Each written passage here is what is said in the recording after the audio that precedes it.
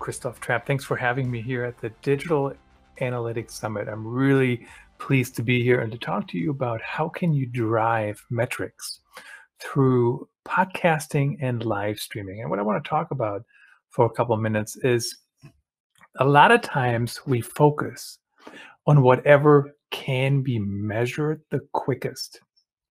And there are ways around that to be a little bit more creative, to try different things, to try new channels. And, if we haven't met before, I am a big, big believer in creating stories for our brands that make a difference, that matter, that help us stand out, that help us be relevant long term, not just running one campaign today, not just running one ad today, but at the end of the day, sharing things constantly to be relevant for your audience. So right now, I run content strategy at Bussplus. That's a market research software platform. Your brands can run campaigns with customers and can ask them questions, and they can answer them on their smartphones. I run content strategy, storytelling, live streaming, and of course, we do market research. But the reason I care about this topic so deeply on how do we actually drive performance, how do we actually engage people, is because it is just an upheaval that's happening out there. COVID is still happening. Borders are still closed. There's fewer and fewer events. I'm not sure if this event is online or not. But everything is online only right now. So we need to figure out how do we drive performance through different channels, and then how do we measure it correctly? So I want to talk about that in the sense of live streaming and podcasting. First of all, I want to be clear about how difficult B2B actually is. When you look at the numbers, and I don't expect you to look at this whole thing right here, read every little word. But the numbers are relatively small when you compare it to B2C, for example. On average, B2B blogs receive 282 visits from organic search each month. That's really not a lot if you think about it. Now, they might be the relevant audience, but it's still not thousands. I mean, it's not even close to 1,000. So just keep that in mind. It's so competitive. B2B is, B2C is. Now we have direct to consumer. It's becoming more and more common. So make sure whatever you're doing, you really get the most out of it. And I think that is possible when you do a podcast. And I think there is no brand. It's always hard to say no, everybody or nobody or all those absolutes. But I actually think most brands can run this strategy and then measure it and drive those numbers. So I'll give you an example. I'm recording this for you, but I'm doing a live stream all day. I'm already live on Amazon for 2 hours. So in the middle of the stream, I'm still doing what I've been doing, working. People can still buy my equipment. They can, ask me questions in the middle of it here. So I'll show you a quick example. So this is the other camera, which we don't need for this. I just threw my shirt over there, which we don't need for this stream. But on Amazon, people can now check it out. They can buy things for our conference. You don't need to see my back. You just need to see my front. You just need to see my PowerPoint, and we'll have a conversation about it. So my point is, drive the most out of what you're doing. And, I've already done one live stream earlier. I was talking about media kits. I wrote a quick article. So that's when they were watching me write it. Then now I'm doing this. And then in a little bit here, I'm going to do a podcast recording for my new books podcast. And the reason I mention it like that is not just to show you off how awesome my setup is, but we have to find a way to use our content and to use our campaigns in more than one channel. That doesn't mean you should only do podcasts. Doesn't mean you should only do content marketing. Doesn't mean you should only do ads. It means how do we integrate everything together, and then how do we get the most out of it? And one thing that a lot of brands are currently struggling with, in my opinion, is the humanness. How do we appear authentic? How do we build a connection? And the best way to do that is to show up, right? So let me give you an example. You either like me or you don't like me, right? The way I look, the way I talk, my mannerisms, whatever it might be. But one way or another, we're making a connection. And that doesn't happen if I just send you something written. That's why I think live streaming and podcasting is so important. And now the other thing is, even if your website isn't ranking for something, your podcast can now rank for that thing. Because as you can see, podcasts are showing up on Google. They're actually highlighted pretty well when there is a result. So that's something really truly to keep in mind. So the way I think about it is, you start with your live stream or your podcast, and then you build everything off of there. So back in the day, I would go interview the experts and basically get the content from them and then write it up, and that worked back then, and I recorded it. But today, what I'm saying is, interview the experts internally, externally, whomever, on your show, live stream it, and you already have viewers, so right then, just because you have the live stream. And I know people are struggling with those numbers. I know it. That's why I kind of came up with this concept. I'm not the first person ever to talk about it, but I put the book together. I shared everything I know, everything that has worked for me, everything I think that can work for you, and drive more results. So I'll give you an example. When you blog, the numbers are pretty low when you first start, so people give up. I can't blame them exactly, but it's frustrating because I know for a fact it takes time. So if you don't take that time, or if you don't have the time, it's never going to work. And then people now say, well, now we need to do a podcast. Everybody's doing a podcast. The competitors might do one, blah, blah, blah. And true. So then you start one and you get 20 downloads for who knows how many hours that you put in. Not worth it. Not worth it, right? So make it part of everything. So you have the live stream, you interview people, you push the live stream to all the channels that you've built for the last few years. So that could be Twitter, could be LinkedIn, could be whatever, right? Wherever you are, YouTube, and you already have some viewers right there. And it's just a fantastic model to drive some more engagement. So do that. You have hundreds of views probably there, maybe more depending how big your audience is. Especially right now, all these networks are really prioritizing live streams, especially LinkedIn, Twitter, Amazon too. And Amazon is a little bit different, doesn't work for every brand. So you have to have some products on Amazon to make that worth your while, but or related products at least, but always get the most out of all the content you create. Don't just do a one channel. Don't just do whatever. Now, from an analytics perspective, that can be a challenge because everything is in different parts. So I'm always working with the analytics teams, trying to figure out, how do we measure this in the most easiest way? So like right now, I got to go to Amazon to see what's going on. I got to go to Twitter to see what's going on. I got to go to YouTube to see what's going on. Now there's ways to combine some of it. It's not as easy as it could be. So don't be let down when the measurement piece is still a work in progress. It has been. I predict that it will be for a while longer yet. So just something to keep in mind. It's not, we're not there yet. Then make sure you use that content in other places. Send it to the sales team. Write articles. Now, what's always funny to me is the live stream technically takes me the least amount of time and sometimes performs the best. The podcast takes a little bit more work, but the article, any article I write takes the most work, right? I just wrote a 600-word article and it took me what, like an hour, maybe roughly?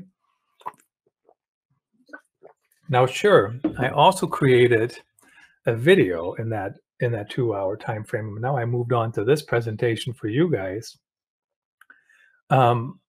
But the writing typically takes the longest. So it's really interesting to me to keep that in perspective. Articles, if they perform, they will perform later on. Just keep that in mind. Not a big deal if they don't today. Very, very common, quite frankly.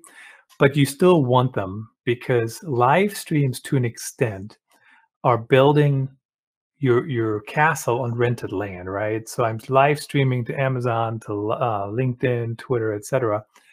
I don't own those networks, and at some point, something will change again. And of course, that's where we need the content people, need the analytics people help trying to figure out what do we need to focus on, what do we need to work on, what's currently trending. Do we need to do Clubhouse? My opinion is no. Some people disagree with that, but I'm focusing on other things. I'm focusing on Amazon. So you have to keep that top of mind, and you have to talk to the analytics team to figure that out. And finally, integrated with everything else. If you have a webinar, if you have social posts, I just did an article not too long ago, and one article has like 12 posts. You just grab the sound bites out of the article and then distribute them again.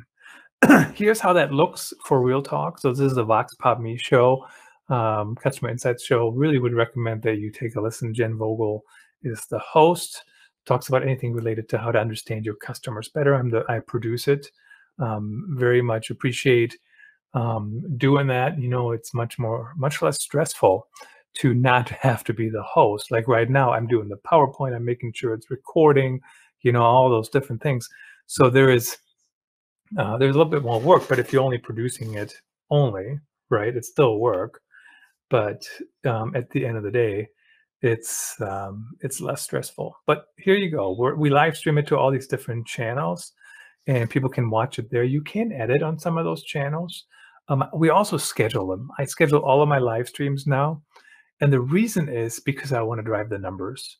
And I know some people say, well, why are you chasing the numbers? Well, because the more people look at it, the more people will click on it, and the more people will move on down the funnel, right? So that's kind of how it works. I didn't come up with that, and it does work to an extent. You have to hit the right audience, of course. But when I schedule a post, it has hundreds of views, just the scheduled part. That's not even people watching yet. So always have a call to action. So here's the call to action is to learn more about how to get customer insights through video feedback. And then you can click on that link. So make sure you have some kind of call to action for people to do, to click on. So they don't just see the preview. Yes, you want to preview your show, but you also want to highlight other related content. Once the live stream is over, take that content, put it on the podcast channels. There's plenty of channels now: Apple, Spotify, Pandora, Amazon. Once you're all set up, you can also distribute to all the voice devices, so people can just ask their voice device to play your podcast. And I think that's really cool when you figure that out, how to do that. It's pretty easy once you distribute it to all those different channels. But repurpose. This is highly oversimplified, but I just want to show this to you. So you got one live stream, and here in this example, Jen Vogel was on my podcast, the Business Storytelling Podcast. And Jen, the expert, mentioned that customer centricity is an important topic. It's easily forgotten, blah, blah, blah. And so you use different pieces for different blog posts, for different articles. Sometimes it could be a landing page. Sometimes, so don't think of it as everything is in a box. You have to use everything together like this. You don't. You can use this piece. You can use that piece. You can take the hat off, all those different things. So just keep that in mind when it comes to your articles as well from your live streams and podcasts. That's one way to drive efficiency and to drive results. I don't have time to write. I hear it all the time. Nobody has time for anything. And this is really where content creators need the help from the digital analytics teams. Look at what works. Look where you have a higher chance. And sometimes you don't know. Sometimes it is a gut feeling, and that does happen, and that is okay.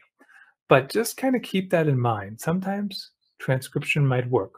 Try it. Might work for your audience. Sometimes it might not.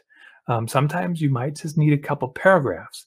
I'm not a big fan of just dumping the video on your website. Like if you're going to put it on the website, maybe have some more context.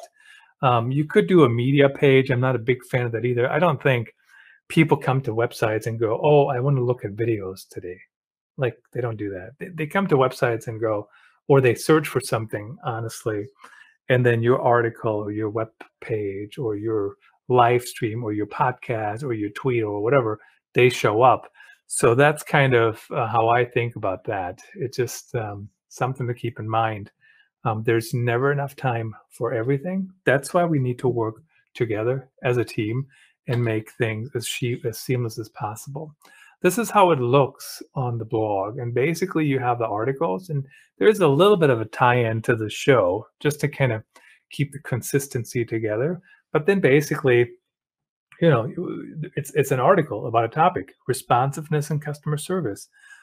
Who owns customer insights, and it's an article. It's not just show notes. It's not just listen to the show at this mark, blah blah blah.